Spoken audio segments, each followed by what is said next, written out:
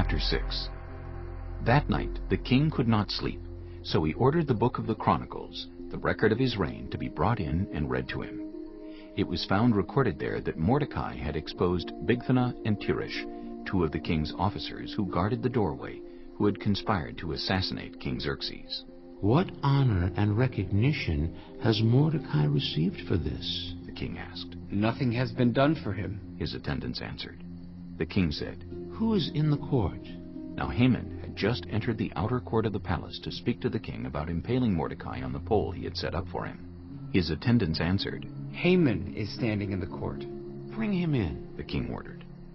When Haman entered, the king asked him, "What should be done for the man the king delights to honor?" Now Haman thought to himself, "Who is there that the king would rather honor than me?" So he answered the king, "For the man the king delights to honor,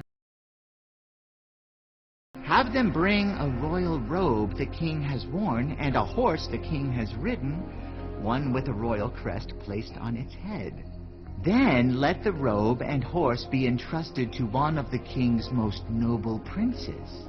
Let them robe the man the king delights to honor, and lead him on the horse through the city streets, proclaiming before him, 'This is what is done for the man the king delights to honor.'" "Go at once," the king commanded Haman. "Get the robe and the horse, and do just as you have suggested. For Mordecai the Jew, who sits at the king's gate, do not neglect anything you have recommended." So Haman got the robe and the horse. He robed Mordecai and led him on horseback through the city streets, proclaiming before him, "This is what is done for the man the king delights to honor." Afterward, Mordecai returned to the king's gate, but Haman rushed home, with his head covered in grief, and told Zeresh his wife and all his friends everything that had happened to him. His advisers and his wife Zeresh said to him, "Since Mordecai, before whom your downfall has started, is of Jewish origin, you cannot stand against him. You will surely come to ruin." While they were still talking with him, the king's eunuchs arrived and hurried Haman away to the banquet Esther had prepared.